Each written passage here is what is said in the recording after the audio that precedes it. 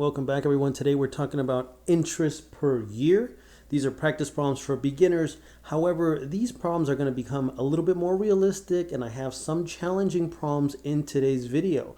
So I hope you had a chance to look at my future value, present value, or number of periods videos before you came here. But if not, that's okay too. Let's go ahead and jump into this. So leave me your questions. Leave me any time value of money questions you may have. I will make a video showing you how to solve that time value of money questions. I look forward to them, actually. Okay, also don't forget to download this file so you can follow along, pause the video, try the question before you see how I answer it. So, quick overview. Again, now I'm exposing you guys to a little bit more realistic questions. I have two basic questions and two what I would consider challenging questions for students that are just starting off with time value of money. Of course, I want to get you comfortable with time value of money timelines, the terms, and the use of the BA2+. Okay? All right, let's get into the first question. Remember, I always like to use two highlighters, one for the terms and one to highlight what's actually being asked. Okay, remember that these are color-coded, so I have my time periods, my interest per year, present value, and future value. And we still haven't learned about annuities, so that's going to be 0. And in this video, we're looking only for interest per year. Okay? All right, let's jump into the question. So, your friend recently went to the bank and has shared with you that the bank manager told him if he puts $2,000 into a savings account, in 2 years, it would be worth $2,550. So here comes the question. What is the rate of return for this savings account? Okay, this could also be asked in what is the compounding rate. So I want to highlight this rate of return. So when we're looking for interest per year, rate of return or compounding rate also could have been used here. All right, let's go ahead and plug in what we know. We know we have 2 years. We know they're asking us to put $2,000 into a savings account. The assumption is that it's today. So that's our present value. So 2 years. We're going to put this $2,000 to work. That's why it's negative. And we know we're being told that we're going to receive back $2,550 in 2 years, right? So what is the interest rate?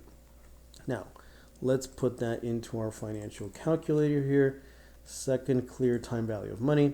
We know the N. We have 2 years. The interest rate's what we're looking for, so we're going to skip it. The present value is the $2,000 we are investing today, or we're putting into a savings account. I sometimes use investing, but it says savings, actually. 0 for payments. And then we're getting back in 2 years, $2,550. Now that's going to be a positive because we're getting it back, okay? So we're going to compute the interest rate for this $2,000 to go to $2,550 in 2 years, okay? So that's a 12.92 because of the rounding. So 12.92%. That's the rate of return or the compounding rate for this 2,000 to turn into the 2,550 over 2 years. Okay? All right. Pretty straightforward. Nothing incredibly complex is happening here. Let's move on to the next problem. This one's actually looks even easier. So, highlighter. You have $50,000 to invest today. Remember, see this keyword today? That's key for present value. If you want to have $100,000 in 12 years, right? That's future value. And this is our N, 12 years. And here comes the question.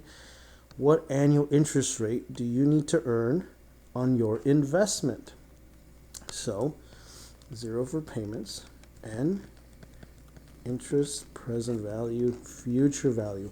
I really suggest you follow along with the timeline. It's going to get you very comfortable with setting up the question, pulling in the numbers, and giving you a really good visual. Okay, so we have 12 years. We're looking for the interest rate.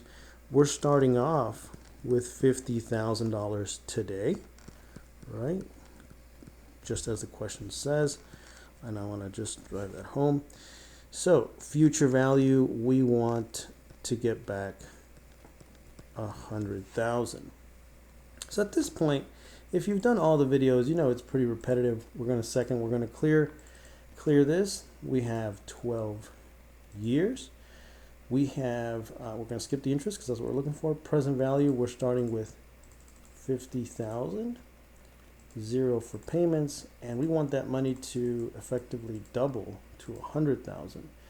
So we're going to compute our interest. Oh, and I got an error, and I know exactly why I got that error, and that's because this 50,000 is not negative. I promise you that is why we got that error. So let's put that in as a negative. I thought I might have skipped that. And then we're going to compute our interest.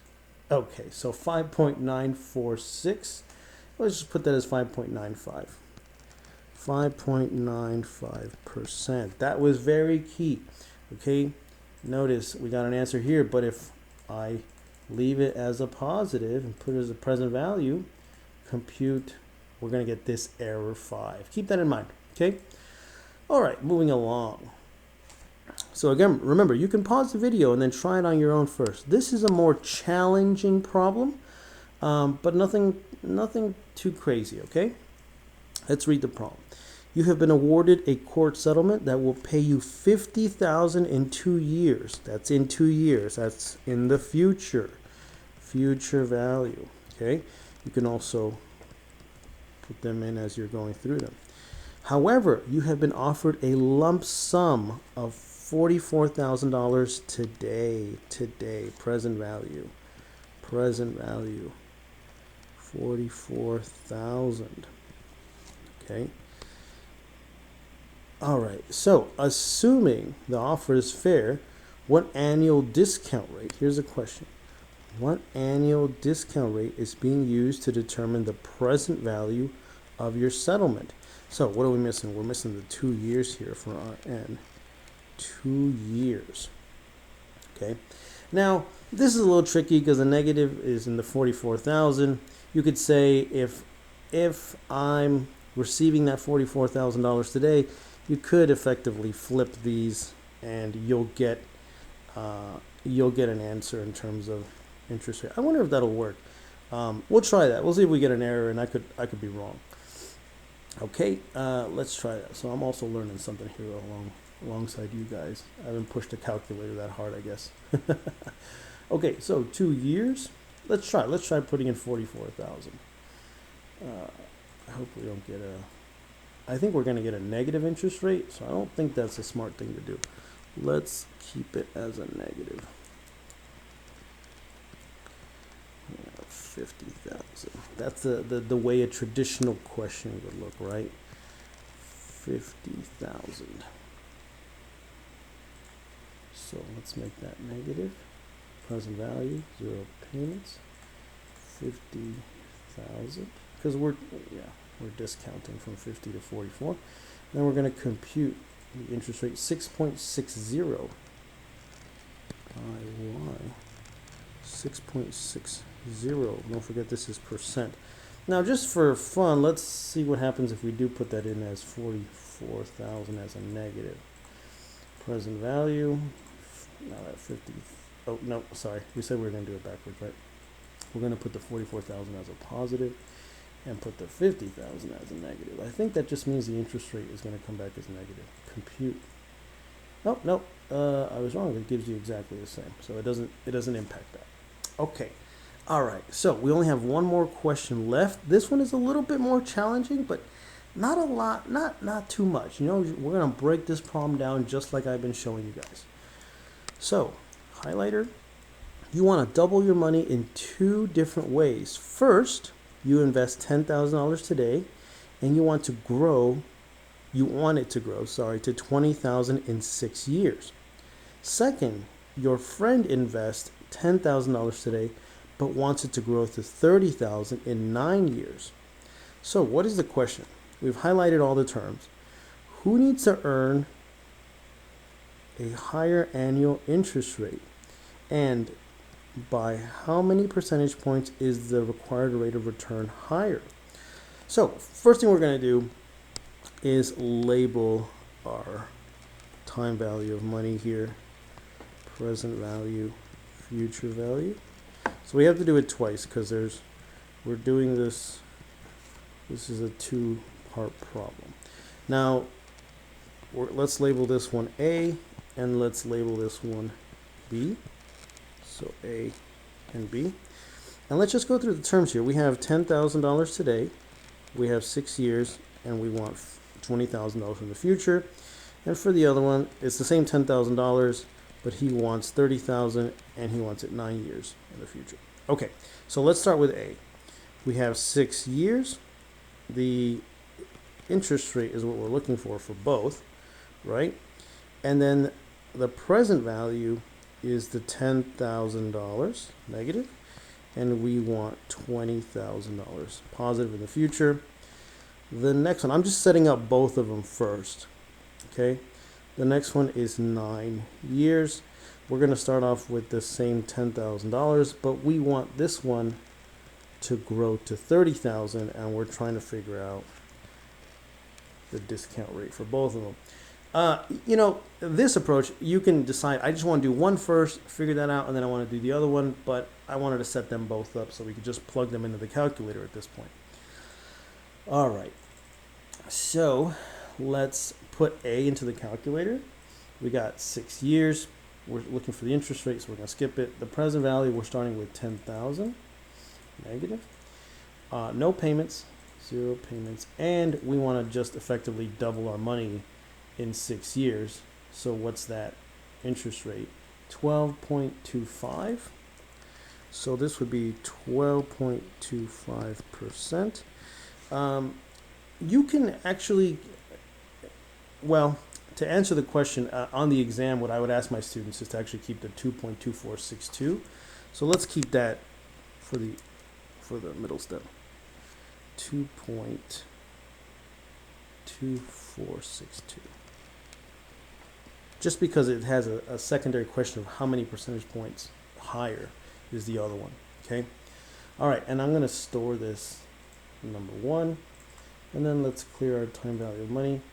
So the next one is 9 years to go from $10,000, skip the interest here, 0 for payment, to basically go from 10 to 30,000. We're going to compute that interest rate. Ooh, so 12.9831. 12.9831. So we've calculated both interest rates. They're both percentages, right? So who needs to earn the higher rate? Well, your other friend, your friend, effectively, the one that's B, right? And then it's asking, by how many percentage points is their required rate of return higher? That's really simple. We're just going to store this in number 2. We can see that B is higher because it's 12.9. So all I'm going to do is, well, I can clear this. I can recall 2, 12.9831, minus, recall 1, 12.2462. And actually, your calculator keeps a whole lot more numbers that you don't see because you're only displaying 4. So when we do this, it actually holds all the numbers. So let's figure out. It's 0.7362. So B is greater by 0.7369. Sorry, I don't know why it says 0.7369%. So that's how much more they are earning, okay, to get that money to go from 10 to 30,000.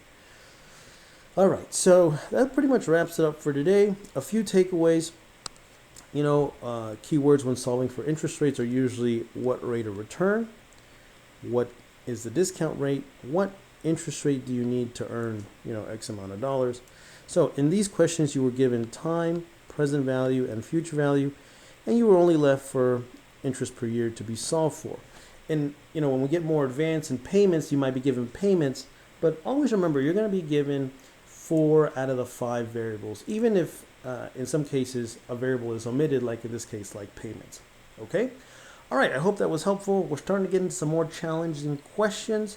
As I start doing more videos of these practice problems, the questions will become, I believe, more realistic and a little bit more challenging. So I hope you guys stick with me as we go through all of these time value of money problems.